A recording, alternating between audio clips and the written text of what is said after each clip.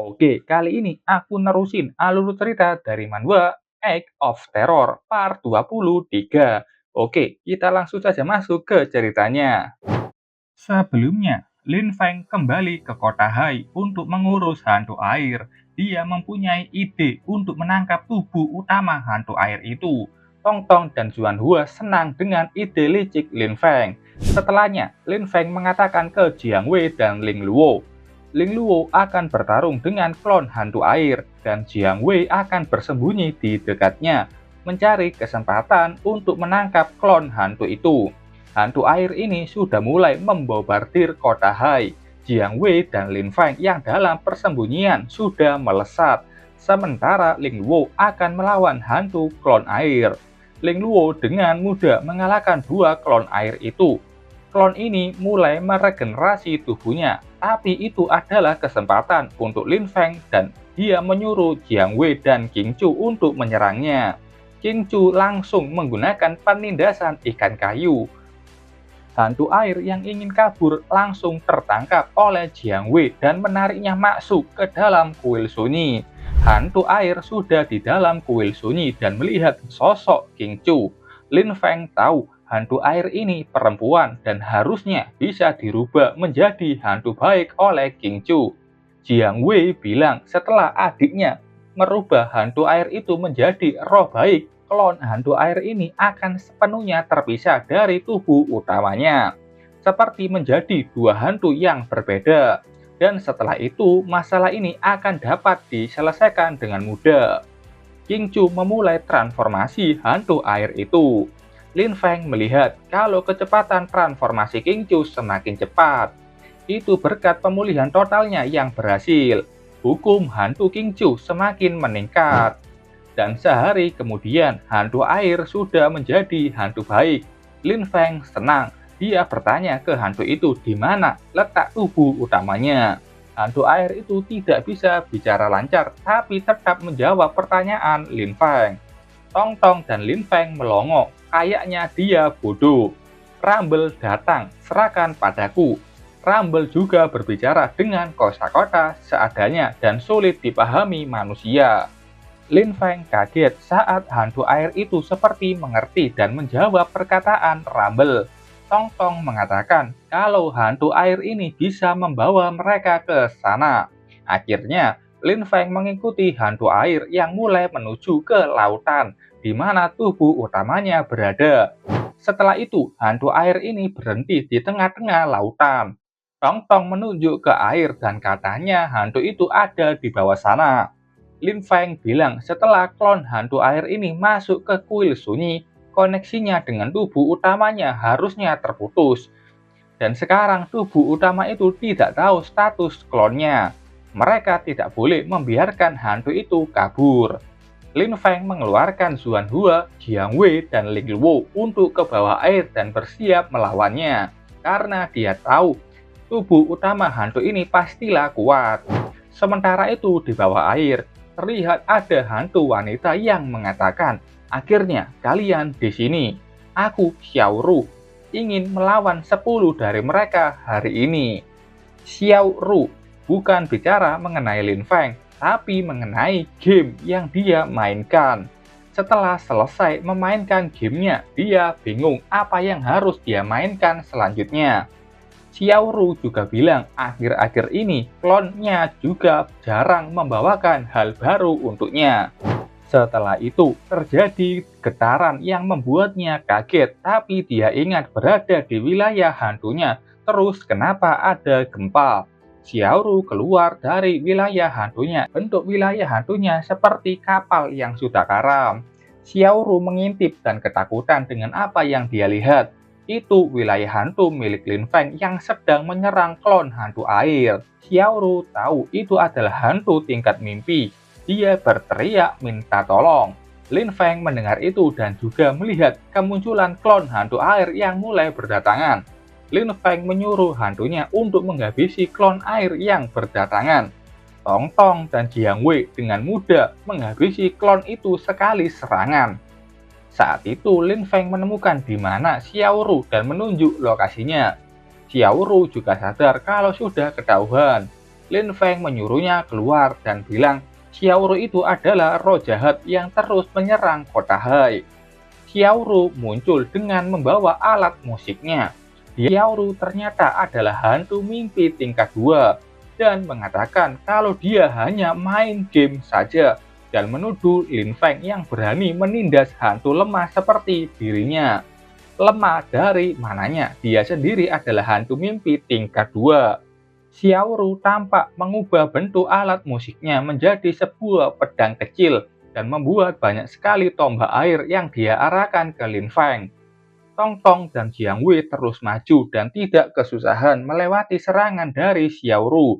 Saat itu Xiaoru melihat sosok raksasa pasir yang diciptakan Isuna dan 3 hantu mimpi di hadapannya. Itu begitu menakutkan dan Xiaoru memutuskan untuk menyerah. Duan Hua bilang mungkin saja dia hanya pura-pura menyerah. Lin Feng setuju dan bilang, jika kau menyerah, masuk ke wilayah hantu ini untuk menjalani transformasi. Xiaoru setuju dan akan mengemasi barang-barangnya dulu. Xiaoru benar-benar ketakutan dan menuruti semua perkataan Lin Feng. Setelah itu, terlihat Xiaoru membawa kantong besar berisi barang-barang dan mulai masuk ke kuil sunyi dengan kesadaran penuh. Lin Feng sampai bengong melihatnya. Itu sangat mudah dan dia pun dapat 20 poin ikatan Xiaoru. Xiaoru yang di dalam kuil sunyi mulai ikut bermeditasi dan perubahan ke roh baik pun berjalan cepat. Lin Feng bertanya-tanya apakah hantu ini masih waras. Jiang Wei bahkan jarang melihat hantu yang menerima transformasi adiknya dengan patuh dan cepat. 6 hari kemudian di rumah Tuan Kota Hai, Lin Feng saat ini sedang main bareng bersama Tong Tong. Keduanya memainkan game milik Xiaoru. Saat itu sistem mengatakan Xiaoru sudah menjadi hantu baik. Saat itu Xiaoru sudah keluar dari kuil sunyi dan sampai di rumah Lin Feng. Karena poin ikatan sudah 50, Lin Feng bisa mengikat Xiaoru yang adalah hantu baik menjadi hantunya sendiri. Tentu saja Lin Feng mengikatnya. Xiaoru memerah dan meminta diperlakukan dengan baik. Ini stat Xiaoru, dia kayaknya belum punya kemampuan habis. Lin Feng mengetahui Xiaoru ini kuat, tapi karena dia pemalu dan penakut, dia lemah dalam pertarungan. Lin Feng bertanya, ini adalah klon hantumu, bisakah kau memberitahuku kenapa mengendalikan mereka untuk menyerang kota Hai? Xiaoru bingung, menyerang? Aku hanya hantu air kecil yang lahir alami di lautan setelah kebangkitan misterius. Oke, BTW, kebangkitan misterius ini sepertinya mengenai keadaan dunia yang sebelumnya damai tiba-tiba berubah dan dipenuhi banyak hantu. Dan itu masih menjadi misteri. Xiaoru bilang dia sibuk main game dan klon itu terbuat secara alami. Xiaoru meminta mereka keluar dan mengambil peta serta mengumpulkan segala macam benda yang seru untuknya. Lin Feng akhirnya paham kenapa klon ini terus-terusan menyerang kota Hai dan kota lainnya.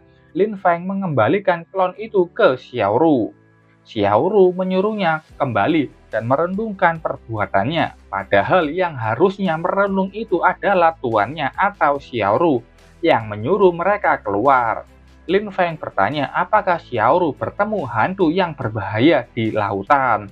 Xiaoru mengingat bertahun-tahun yang lalu, dia melihat samar-samar sebuah kota kuno di dasar laut, dan ada fluktuasi kekuatan yang mengerikan keluar darinya. Xiaoru sangat takut dan langsung berlari ke arah timur. Lin Feng mengingat mengenai bayangan samar seperti kota yang pernah dia lihat dengan Lin Yu. Lin Feng kesal, belum selesai berbicara, malah Xiaoru mengajarkan bagaimana cara bermain game ke Tong Tong. Setelah itu Xiaoru mengatakan dia mempunyai banyak sekali barang berharga dan tidak tahu harus disimpan di mana lagi. Lin Feng membawanya ke inventory yang sudah banyak sekali barang dan tidak karuan. Lin Feng bilang ini semua dia dapatkan dari pertualangannya ke barat dan tidak menyangka akan menumpuk sebanyak ini. Xiaoru menemukan banyak sekali benda yang belum pernah dia mainkan, dan itu adalah kartu Yu-Gi-Oh! Yang berasal dari masa lalu. Dia bilang kalau ingin tinggal di sini saja. Lin Feng bertanya apakah Xiaoru yakin ingin tinggal di sini. BTW, Lin Feng sudah lama tidak memperluas inventorinya. Dia mulai meningkatkan 10 level sekaligus yang menghabiskan 500 juta poin kontribusi. Bagi Lin Feng, poin sebanyak itu tidak berguna dan masih punya banyak harta lainnya. Lin Feng Sultan. Peningkatan inventorinya ke level 30 berhasil. Ruang inventory mulai proses perluasan. Inventory Lin Feng sudah berkembang menjadi rumah hantu yang bisa ditinggali oleh Lin Feng dan para hantunya. Dan Lin Feng bisa memulai merencanakan dan memilih hantunya untuk mendesain rumah hantu di sini. Xiaoru mengangkat tangannya, karena ini seperti game konstruksi dan Xiaoru ingin mendesainnya. Lin Feng pun setuju dan memilih Xiaoru untuk melakukannya. Xiaoru dipilih untuk merancang rumah hantu dan dia mulai membuka bukunya. Dia bertanya ke semua hantu Lin Feng, ruangan seperti apa yang ingin mereka tinggali. 5 hantu kecuali Izuna mulai mengatakan keinginannya ke Xiaoru. Dan Izuna mungkin belum bisa ke dalam inventory karena dia membawa piramida yang begitu besar dan belum diselesaikan oleh Lin Feng masalahnya. Setelah rencana itu digabungkan, akhirnya konstruksi dimulai.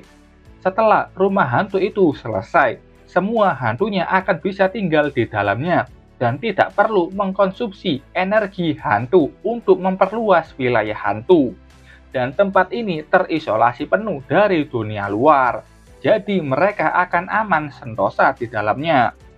Mulai sekarang, Lin Feng saat berada di alam liar tidak perlu lagi tidur di tempat terbuka dan mendirikan tenda atau di wilayah hantu yang menakutkan. Xiaoru mulai menerapkan semua rancangannya dan akhirnya rumah hantu selesai. Ini wujudnya seperti pulau terbang yang di tengahnya ada istana. Tong Tong begitu takjub dengan hasilnya. Xiaoru bangga dengan usahanya yang tidak sia-sia dan memandu semuanya untuk masuk melihat rumahnya. Ini adalah rumah Tong Tong yang menyerupai kastil berwarna pink.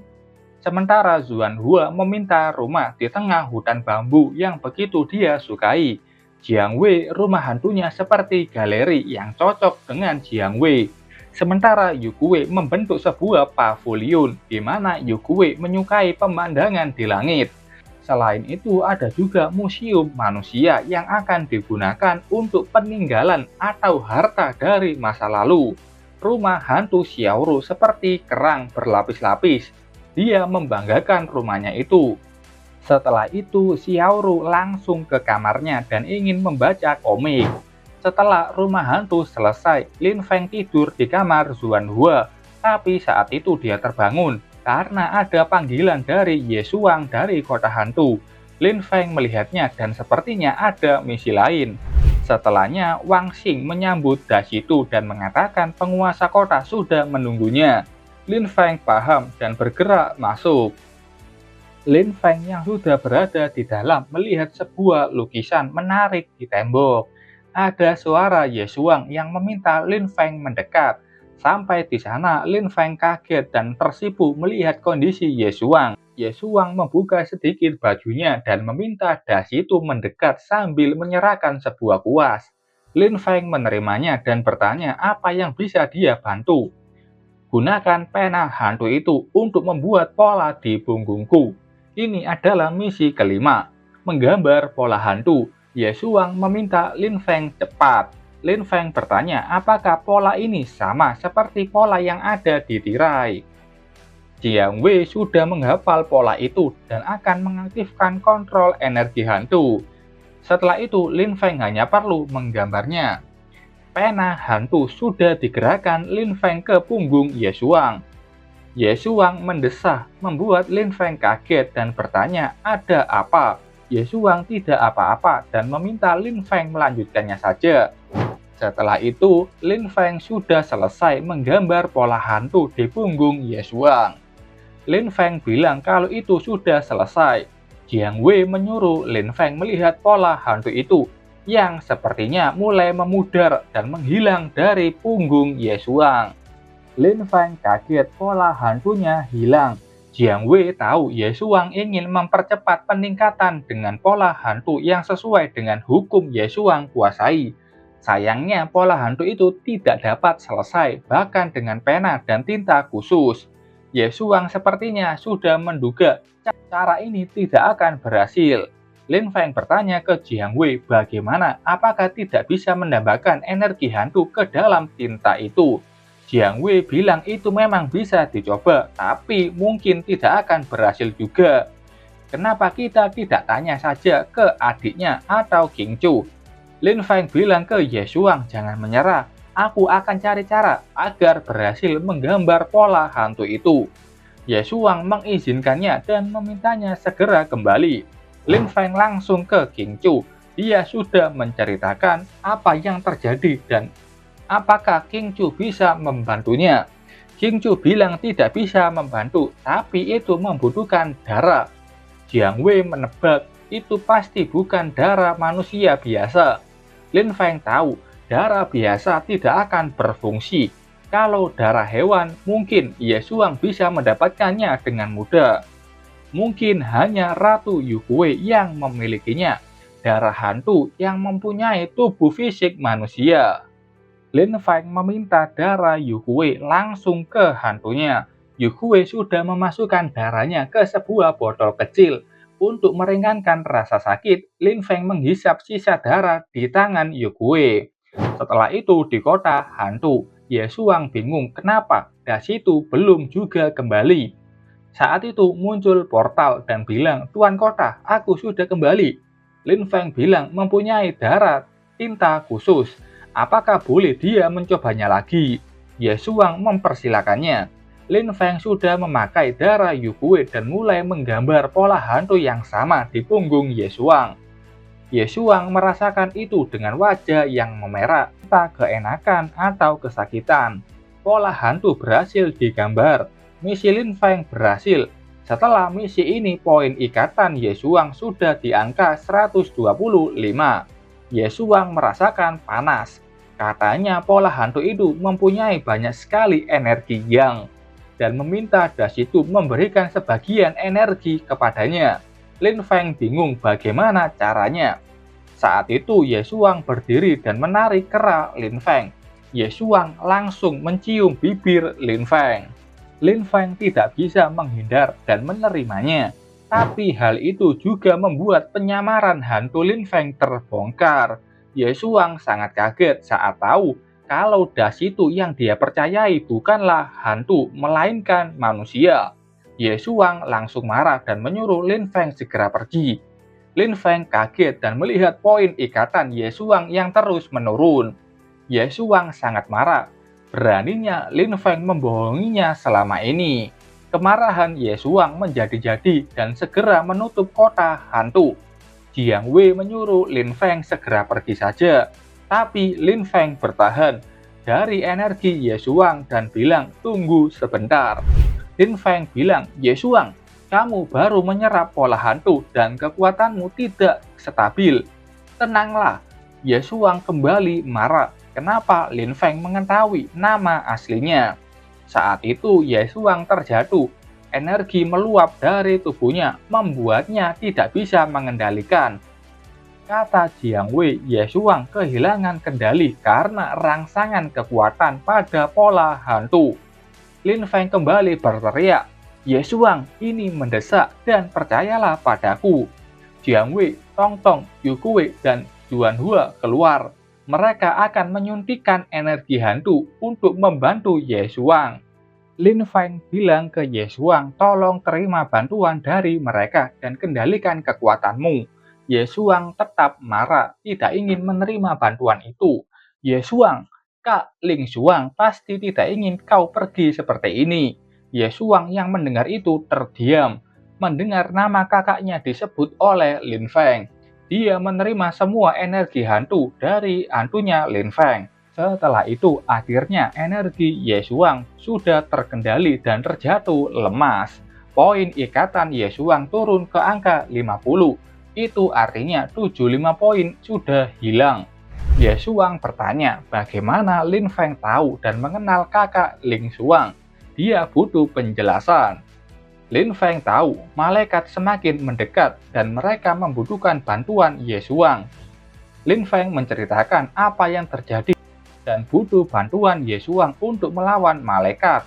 Tapi saat masuk ke dunia bawah, dia melihat kenangan masa lalu Ye Xuang dan melihat bagaimana Ye Xuang yang berani dan baik hati mengorbankan dirinya sendiri untuk menyelamatkan teman-temannya.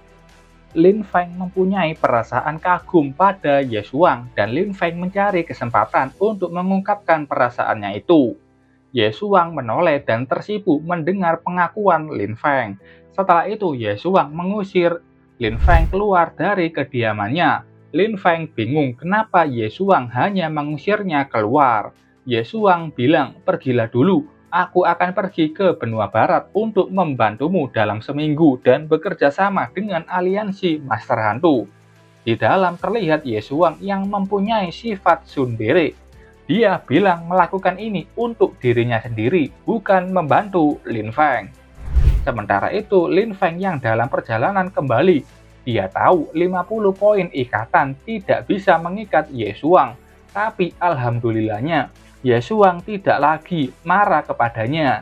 Ning Die juga sudah mengasingkan diri, dan Lin Feng tidak tahu apa yang terjadi padanya.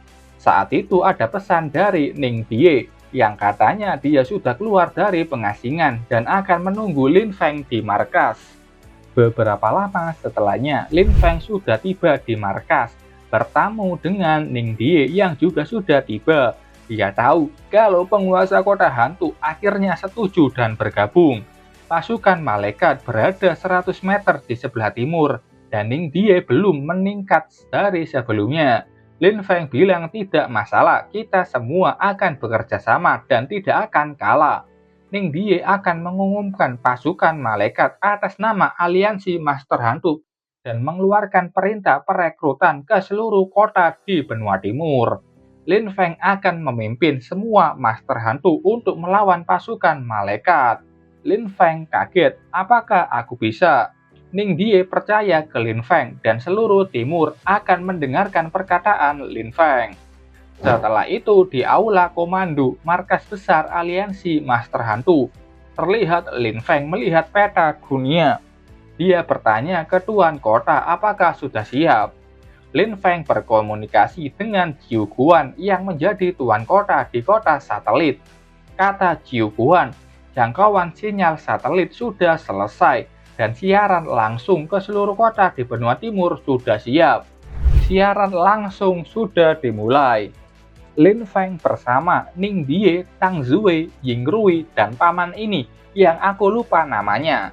Halo, Master Hantu Timur, aku Lin Feng, penguasa kota Hai. Kali ini aku ingin memberitahu kalian sesuatu yang berhubungan dengan kelangsungan hidup timur. Ada hantu bernama Malaikat yang datang dari benua barat dengan membawa pasukan hantunya menuju ke benua timur untuk menyerang. Malaikat ini akan tiba di perbatasan dalam seminggu. Saat ini diperkirakan kekuatannya adalah hantu mimpi tingkat 3. Ning Die melanjutkan, Lin Feng dan aku telah mengkonfirmasi situasi pasukan malaikat. Terdapat hantu mimpi tingkat 3 yang dari barat. Mereka harus menyatukan kekuatan untuk membalas mereka. Master Hantu yang mendengar itu langsung kaget dan ketakutan. Hantu mimpi tingkat 3 itu adalah kehancuran akan tiba. Siaran itu ditonton 2,1 juta orang. Paman ini mengatakan aliansi Master Hantu mengeluarkan perintah perekrutan pada kalian semua. Semua Master Hantu akan dipimpin oleh Tuan Kota Hai atau Lin Feng untuk melawan pasukan malaikat. Siapa yang setuju silakan mengatakan, dan siapa yang keberatan silakan mengatakannya juga. di saluran publik ini. Kota Liu setuju dengan itu. Begitu juga dengan Kota Huan. Mereka setuju. Kota Ping langsung setuju dengan rencana itu. Kota Selatan yang sekarang dipimpin Zhou bersaudari juga setuju Lin Feng menjadi komandan. Kota Long ada petinggi yang tidak setuju kenapa Lin Feng yang menjadi komandan karena dia masih muda.